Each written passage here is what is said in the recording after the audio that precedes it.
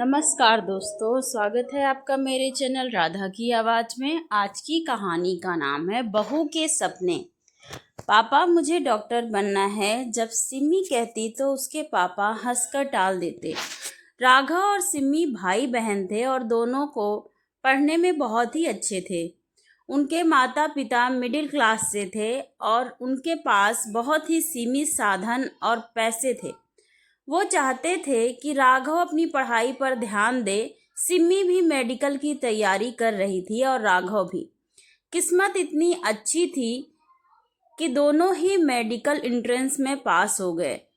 सब बधाई देने आए और कहने लगे, बधाई हो, आपके दोनों बच्चे डॉक्टरी की परीक्षा में पास कर आए। अब आपके घर से दो दो डॉक्टर निकलेंगे। हमारी इतनी हैसियत कहाँ कि हम दोनों बच्चों को डॉक्टरी पढ़ा सकें।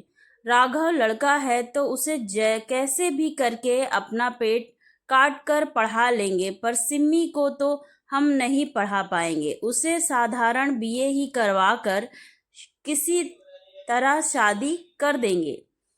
गिरीश जी ने राघव और सिम्मी के पिता ने बहुत अफसोस करते हुए कहा, तो उसकी माँ सुनीता जी ने भी यही कहा कि हम अपने दोनों बच्चों को डॉक्टर नहीं बना पाएंगे। मुझे भी इस बात का बहुत दुख है। वैसे भी लड़की जात को इतना क्या पढ़ना है।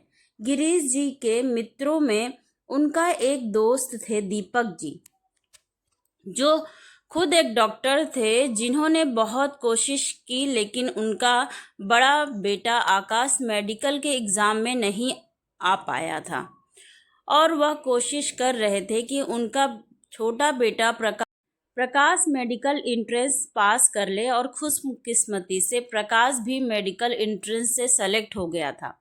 अब बात यह थी कि उन्हें यह जानकर बहुत अफसोस हो रहा था कि उनके बेटे की क्लासमेट सिम्मी इतनी मेधावी छात्रा होने के बावजूद भी अपनी आगे की पढ़ाई अपनी पसंद से के अनुसार नहीं कर पा रही है, बल्कि उसे मजबूरी में बीए करना पड़ेगा। डॉक्टर दीपक ने आगे आकर कहा कि मैं चाहता हूं कि आपकी बेटी सिम्मी की शादी मेरे बेटे आकाश से हो जाए।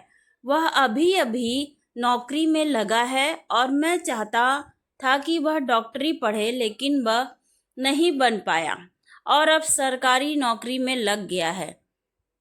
अगर आपको मेरा बेटा आपकी बेटी के योग्य लगे तो कृपया आप अपनी बेटी का हाथ मेरे बेटे के हाथ में दें। हमें आपकी बेटी बहुत पसंद है, इसलिए मैं अपने बड़े बेटे के लिए आपकी बेटी का हाथ मांग रहा हूँ।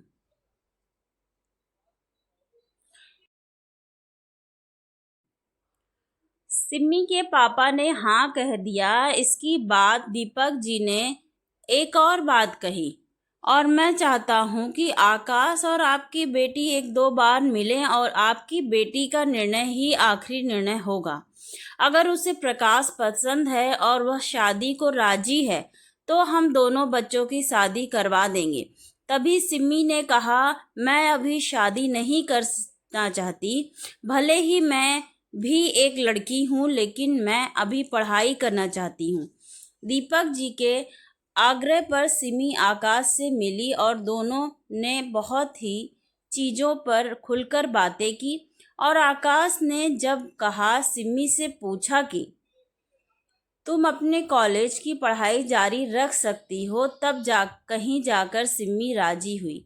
एक बात सिमी को समझ में नहीं आ रही थी कि सबको शादी की इतनी जल्दी क्यों थी। उसने यह बात आकाश जी से पूछा, लेकिन उसकी इस बात का किसी ने ध्यान नहीं दिया और सिम्मी की शादी आकाश से हो गई।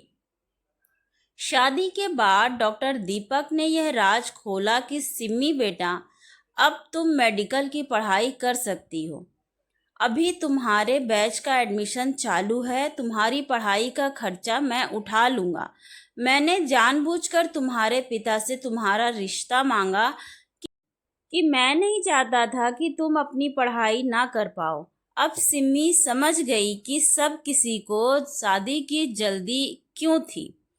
ताकि सिमी अपनी मेडिकल की पढ़ाई कर पाए। दीपक जी ने अपनी नई बहू को अपनी बात बताई। मैं अपने टाइम में बड़ी मुश्किल से मेडिकल पढ़ पाया था। मैं और मेरी बहन आगे नहीं पढ़ पाई थी, इसलिए आज मैं फिर से जब वही चीज़ देख रहा था कि बेटा बेटी में से बेटे को पढ़ाया जा रहा है और बेटी को नहीं, तो मैंने आगे बढ़कर यही उपाय निकाला कि अब तो तुम मेरे घर की बहू हो। बहू भी तो बेटी जैसी होती है। तुम अपनी मुताबिक अपनी डॉक्टरी की पढ़ाई पढ़ सकती हो। ओहो पापा जी, आप इतने अच्छे हैं। मैंने तो सोचा ही नहीं था कि मेरी किस्मत इतनी अच्छी है कि मुझे सास ससुर का इतना प्यार मिला और मुझे इतने समझदार ससुर और इतने अच्छे घर वाले मिलेंगे कि मैं आगे अपने सपने पूरे कर पाऊंगी। कहकर सिमी अपने ससुर के गले लग गई। आगे दीपक जी ने उसे एक पिता का प्रेम तो दिया ही, साथ ही उसे मान सम्मान भी दिया। आगे जाकर सिमी भी जब डॉक्टरी की पढ़ाई करने लगी तो उसके माता पिता भी बहुत खुश हुए। यह एक आदर्श विवाह था और इसमें एक ससुर ने आगे बढ़कर अपनी बहू के लिए, उसके सपनों के लिए रास्ता खोल दिया था। धन्यवाद दोस्तों। ये छोटी सी स्टोरी पसंद आई है तो प्लीज़ लाइक सब्सक्राइब शेयर ज़रूर करें। Thank you so much for watching. Please take care of your parents and family.